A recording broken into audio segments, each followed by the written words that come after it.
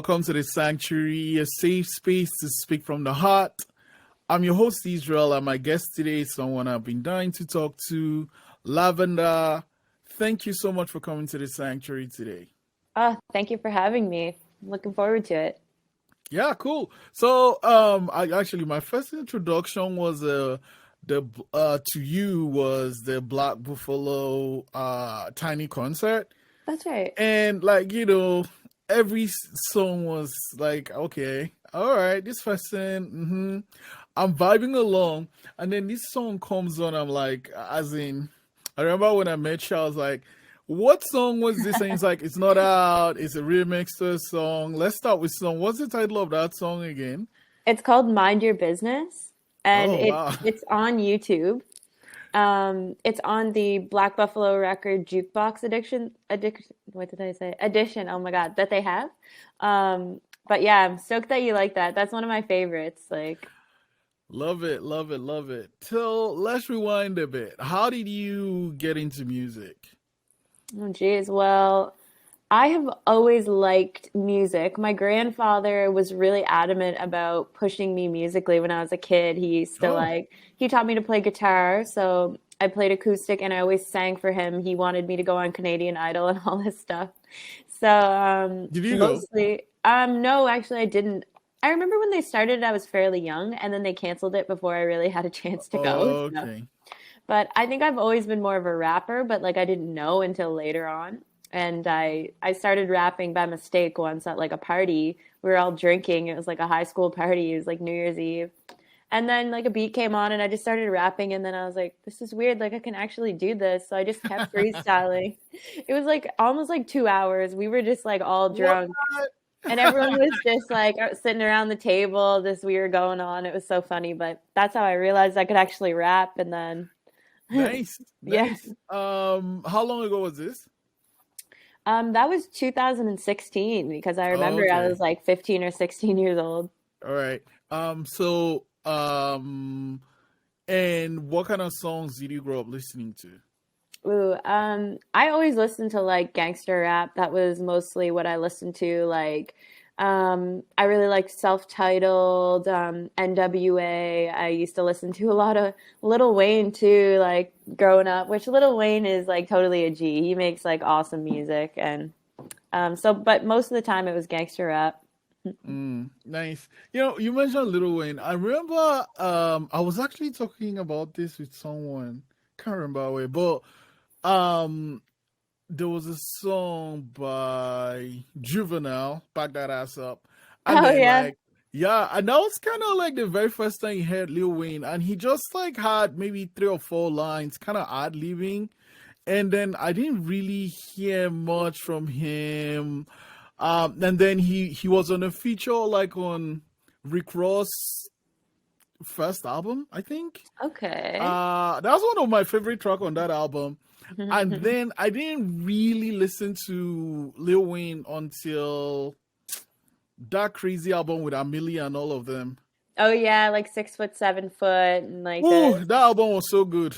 slapped. That album was so good. That album was so good. So, it's one thing to like, freestyle for your friends and stuff. After that New Year party with your friends where you did the freestyle, did you do any rapping thing at all again?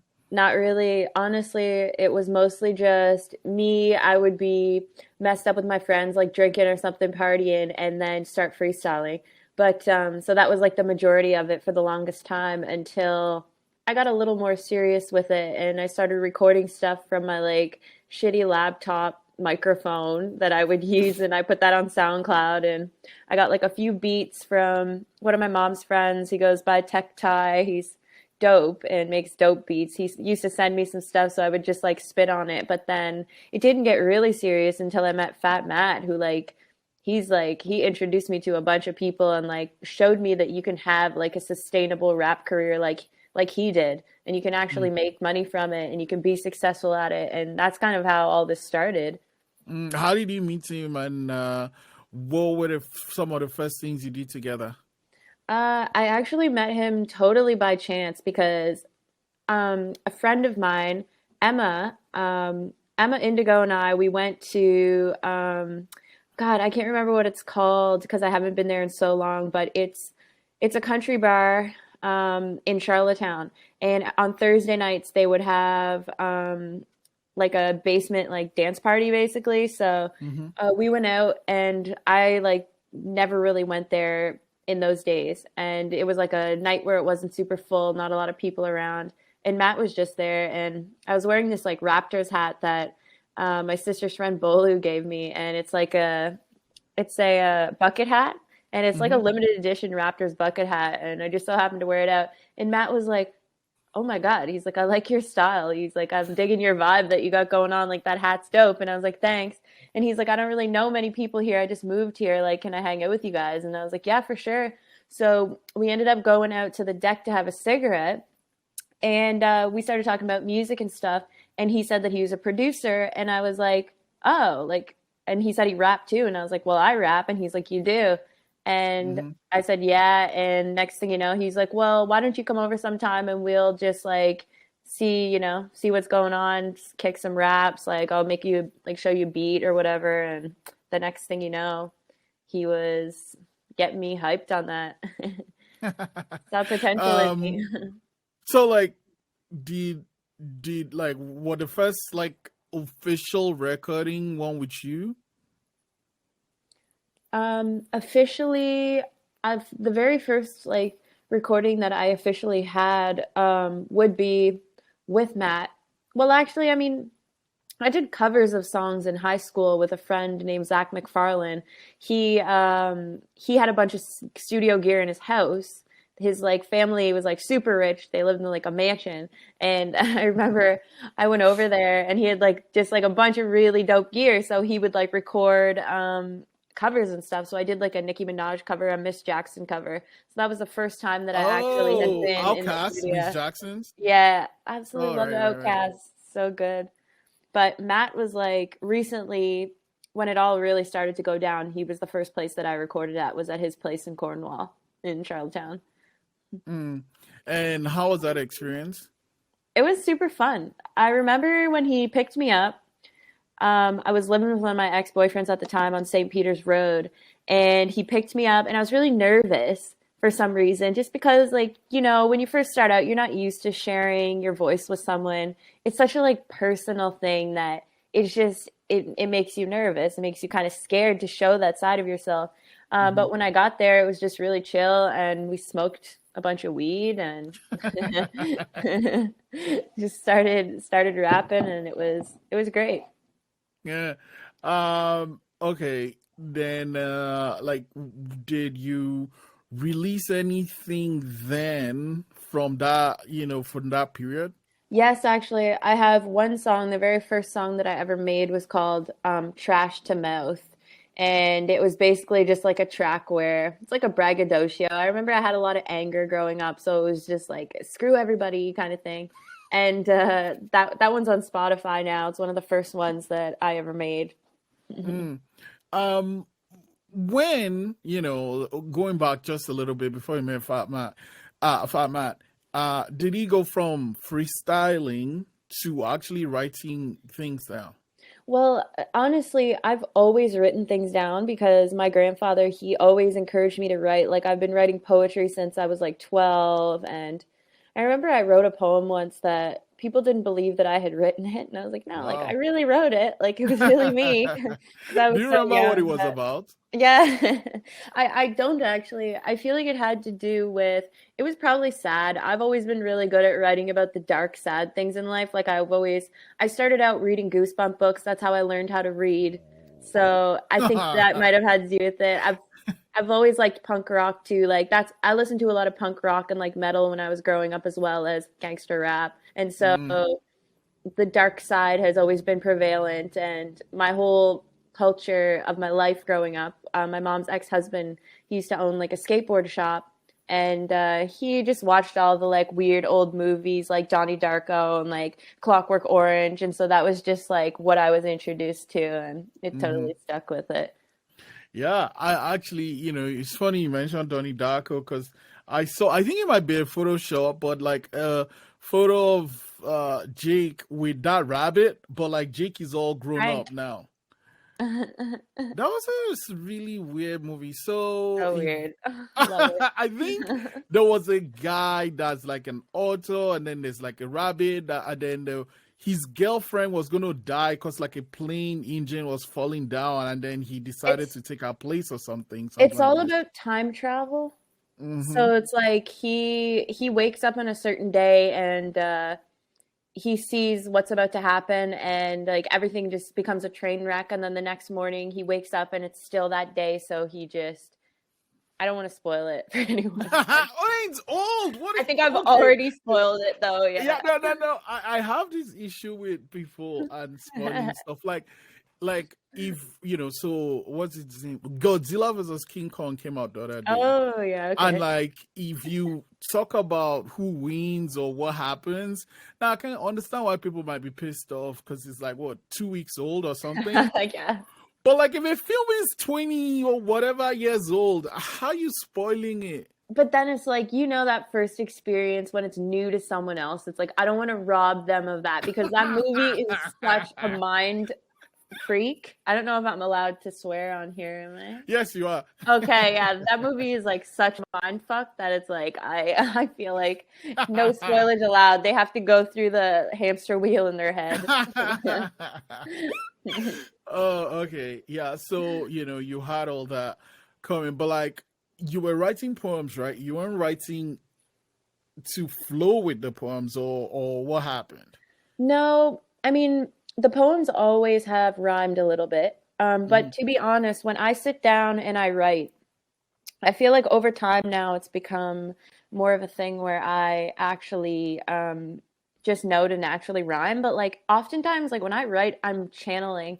So I just kind of write whatever comes to me. And oftentimes it's quite poetic. Like a lot of the music that I've made, like the Raw album and well, Warmth, when Warmth came out, that was like a little bit more of a I tried to have focal points to my writing. And a lot of Hmm. people are really familiar with Warmth and but the Raw album it's mostly just channeled thoughts that come to me and it's more poetic than anything. Mm. Mm. If that makes sense. I feel like I Yeah, yeah, rambled. no, no, no, totally get it. Um, and then you start working with Fat Man. What were some of the things that came out from that collab? Well, so Matt and I, we've made songs together. I remember he brought me to Churro to meet DJ Moves, and the first track that we worked on together is called Gold Medal. So that's on my Raw album, and I absolutely love it. So Moves has like this amazing rap dungeon where he has like tons of vinyls and tapes and like CDs, like collector's items all over the wall, like tons of old movies and stuff. And you just like walk down there and you're just like in his creation layer. It's like amazing. Anyway, so Hmm. he picks up this album off the wall and it's a Quincy Jones vinyl. I think the sample that he used was from a song called Gula Matari, and it's got like a bunch of flutes in it and this like really like mystical woman kind of like humming, and he just starts chopping it and then we get to have this beautiful piece called Gold Medal, which I still treasure that song because it's a bop. But Matt definitely showed me the ropes in what it is to be a rap artist, like what that experience is to just show up, because I mean I had a lot of question marks in my head for the longest time on how to strategically conceptualize what I was doing, like how to Hmm. actually take the right moves forward. Like, you just write and you're like, yeah, I rap and I write and that's what I do, but there's steps to it. Hmm. Um, then I guess with you, when it comes to writing or making music, do you have a process? A little bit. Not so much anymore because I've been really trying to work hard on unblocking all of the energetic blocks in my life or the ways that I can put myself in a corner, which makes me less creative. So prior to that, usually I would smoke weed and it would usually be nighttime and I would just listen to a beat and write. But now I can pretty much write anytime because I try to allow myself to stay in that constant flow of like inspiration and like just like a higher piece. So it just kind of comes out now. I have to force it out because What changed? I did. I changed. I stopped I stopped with the bad coping mechanisms, the drinking, the drugs, the partying, the self-sabotage, the lying to myself, you know what I mean? I just decided to keep it really honest and really real with myself and kind of like walk in integrity with my life, and that's made a huge difference for me. Mm. What led you to do that? Oh God, so many hard times and depression, and you just kind of you hit a point where you're your biggest problem and the only thing in your way is you. And then you have to face that and be like, "All right, what am I going to do now? Am I going to sit here in self-pity and play the victim towards myself, or am I going to like rise up and actually take control of my life and push myself to a certain direction?" But Mm. through a lot How of important? hard times. Yeah. Yeah, through just a lot of hard times. How important was music during that transformation? So important. Like, I really do think that music and skateboarding saved my life because honestly, I have struggled with depression. My depression was caused by traumas in my life that I started drinking and doing drugs to cope with. And it just kind of got severely out of hand, which led me to be more depressed and which led me to often having suicidal thoughts. And so honestly, music was like the biggest, it was the guiding light in all of this because it helped me to not only use it as a therapy and for me to be able to kind of see the inside of my brain and mind through a different lens, but it also helped add self-worth to myself to allow me to have the wind at my back to be able to move forward kind of thing. Like, because when people started recognizing the talent that I have and actually commending me for it and supporting me, then I Mm-hmm. felt like I was more able to actually move forward. Mm. Mm, yeah. Thanks for sharing that. I mean, I'm guessing, just thinking about back then could not have been easy. Mm. And glad you had music and skateboard to help you through it. So we've talked about music, but like, in what way did skateboard help? Oh my God. Well, I like to think of it as a meditation because it is. When you're skateboarding, you're on your board and the only thing that you're focusing on is moving around and doing tricks if you want to. But the feeling of just being on a skateboard has always been really therapeutic to me. And yeah, I remember my hardest times, it was like the only thing that would make me feel like I was alive would be to go Mm, skateboard. And it just helps clear your mm. mind, like feels good. I love your Instagram and Thank just you. how you put the photos and Hmm. the captions. But one of the photos that stood out most for me is this poster of you.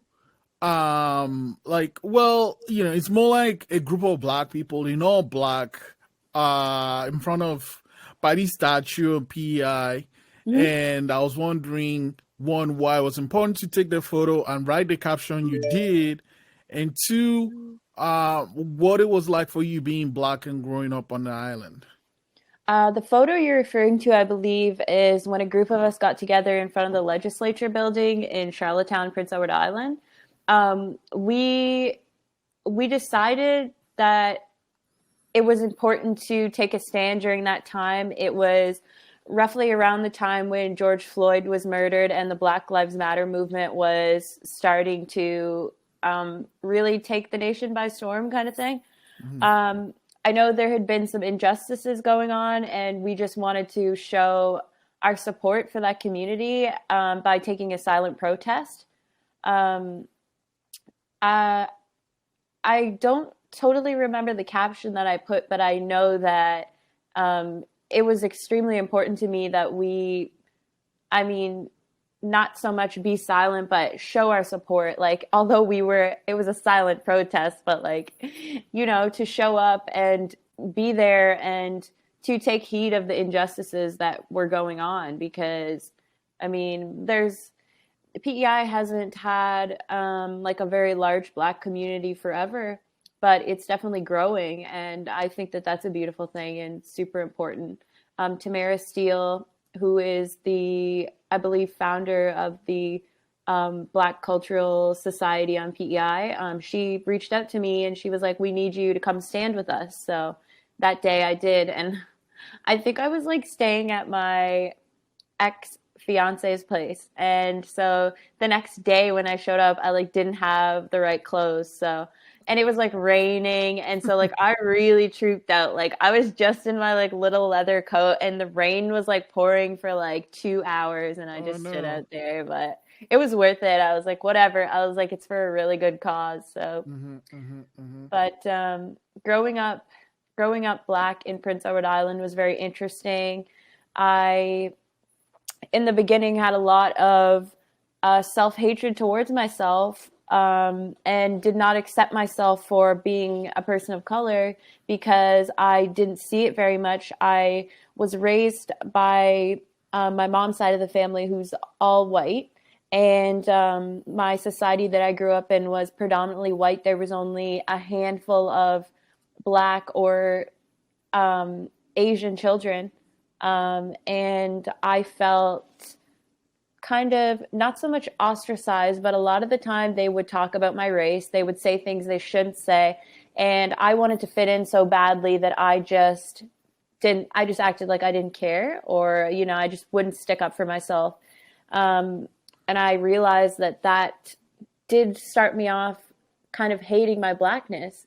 And, as I grew older, I realized that it's not something to hate yourself for because other people see it as a negative. It's something to love yourself for because you are who you are. And there's so much beauty about being Black. So that was interesting because it definitely took me a while to accept myself as I am.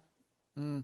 So, what are some of the things that led to you accepting yourself as you are? Um, I I just think one day I woke up and I was like, this isn't right. Like, why am I looking at myself like I'm a lesser person? You know what I mean? Why am I allowing people to say these things to me or treat me in this way? And it was like a lesson on self-worth because I felt like I wasn't allowed to have the opinions that I had or something. Yeah, and then you found music and skateboard, and uh, it helped you deal with the difficult times and stuff. And then you went to Truro to record with DJ Moves. But Yes. how did he get on Black Buffalo Records? That song that I was telling you about, Gold Medal, with Fat Matt and I. Hmm. So Kevin and Kamud, they really dug the song, and then they wanted to put it out. They wanted to make an album. They wanted to put the album out and press it on vinyl and on CD and stuff. So I was really stoked about that. And then eventually I just got to know them, and they saw talent in me and wanted to put me up. So here I am. Now I'm actually signed with them. Yeah, no, I met Kevin and Kamud. They're like a super awesome couple. And, Yeah. they just rub off each other, and then the other person understands what the other person is saying without them even actually talking. I spent some time with them. It was a great experience. So you signed a Black Buffalo Records, and what are some things you're working on now? Right now I've got a couple projects on the go. I've got so right now DJ Moves and I are working on a project, another album. So it would be the second one that we put out. That'll be through Black Buffalo. Nemo and I are working on another album as well. So there's a few songs finished from that, a few songs finished from Moves. There's an album coming out called Moonwater that's done with Fortunato and Scrimmage, put out by Black Buffalo. That'll be out in August. I'm working on some stuff with Jordan Woodside. I'm working on some stuff with someone. Um, That's the person's name. what? Someone? That's Yeah. yeah. Yeah, she's awesome. She's from Toronto. Mhm. Yo, yeah, I She was remember. down Like, I here. was actually at Kevin's, and like, I don't know what we're talking about. It's like, oh yeah, yeah, yeah. I was talking about who is taking care of something. I was like, is someone taking care of something? And he was like, yeah, someone actually is, right? And I thought it was Yeah. like, someone actually is. Like, no, no, no, no, that's the person's name. Someone, yeah.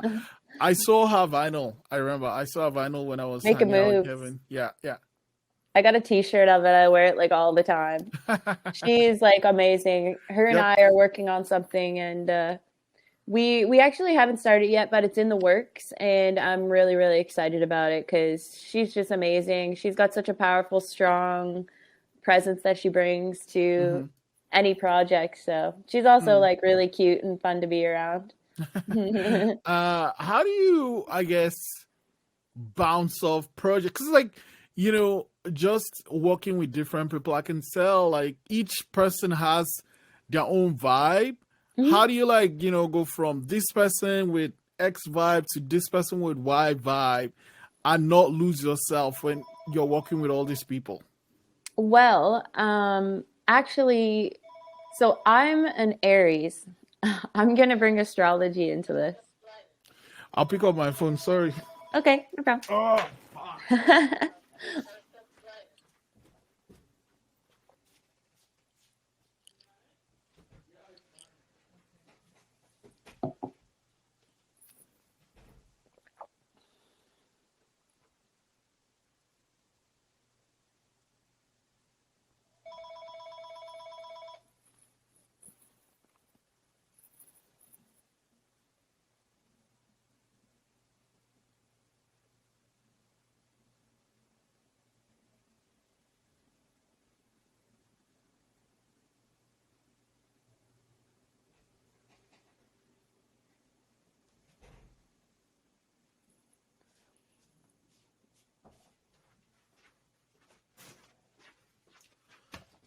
Oh, okay. I'll just start from that last question. Okay. Yeah. So you get to work with all these super talented people, but from my experience working with different people, each person has their own vibe. How do you go from like one person with vibe A to someone with vibe B and not lose yourself in the process? Well, so this is something that also pertains to my motto in life. It's like a lot of the time you'll meet people, and certain people do this where they have a different them that they present to different people. Like when they're with a certain person, they'll act way differently than they're with someone else. And that's something that I like just don't do. Like I am the same person as I always am with like everyone. Mm-hmm. And that's just something that I think carries on into my work as well, because for a while I used to kind of try and fit the mold of the vibe of the song, but I realized that through astrology, because I like absolutely love it, I realized that like my talent is about me showing up unapologetically as myself. Mm. And that's how I'm going to get to the places that I want to get to. And so there's really no actual point in me trying to change to fit into molds. I just add what I add to the project as who I am, and then that's Mm. just what it is. If they don't like it, then they don't have to put it out. But And how did you get to fall in love with astrology? I don't even know. I feel like it chose me. It was like one day, like I've always been into kind of like occult mystery crystal magic stuff like since a kid. I've just been drawn to it, but Mm. then I started getting into astrology and I got like mega obsessed with it, and everything just seemed to make like a lot of sense. So I feel like it just grabbed me and pulled me in, and I didn't really have a choice. Okay, okay, okay. So, like, I guess now that you have these three or four projects on the go, which one is coming out first? uh okay, I think that it's tough to say. I forgot to mention that Bucky Blanks and I, where I met you, we're working on something too. So we have a song coming out. I just need to record that, and I will be doing that soon. But I feel like that'll probably be out soon. But you really never know because it depends on the producer, right? Like how long they like to take to kind of fiddle around with it or mix master it, put it out. It's like a whole process. So I honestly don't even know. Right Mm. now, the closest one in the works would be a little mystery, I think, 5 song EP that's coming out under Black Buffalo with a mystery producer between Tai Tichi and I. I don't want to spoil it yet because I haven't talked to Kevin about saying anything. So I'm just Fair enough. gonna, No, no, no. I mean, I but understand you're only allowed to share just a few things, but like now, there's one thing, behind like recording a song. It's like, okay, I like this bit, and I'm gonna put these lyrics to the beat, and then you get into the booth, record it, it's mixed, mastered, and it's put out there. Versus performing that song in front of a crowd when we could do mm, that, right? mm. What is your approach to performance? Performance, I feel like kind of took me a little while to wrap my head around because I feel like I I don't know, I've been very hard on myself. I judge myself a lot. I'm always trying to like make everything exactly perfect, and that's something that I've tried to stop doing because it's not healthy for people. Mm, But so when I would go up there, I would always feel like I'm like super awkward, but I just started to just be myself. Like I just try my best to just get into the music and do whatever weird movements and shit that seems right, and that's just all I do. I just let the freak flag fly. How did you well, last year with COVID, how was that experience for you? He gave me a lot of anxiety, actually. I felt that was like a super weird time. The last couple of years, I've struggled with a few like mental problems and a lot of anxiousness. So that's not super fun. But when COVID hit, it just seemed to make it worse. But at the same time, I was kind of just keeping to myself a lot. So that was kind of chill too, because it was like I wasn't obligated to go out and like meet up with Mm, people all the time and do all this stuff. So I just took like a major reset. But like I was working throughout the whole thing because I was considered an essential worker. So I didn't like, it was nice to still take a step back and then not have anyone affected by COVID around me, which is amazing. Like, so happy about that. But then also to still be able to talk to my coworkers. And so it didn't change too much for me. mm, mm. And okay, with the what's that song?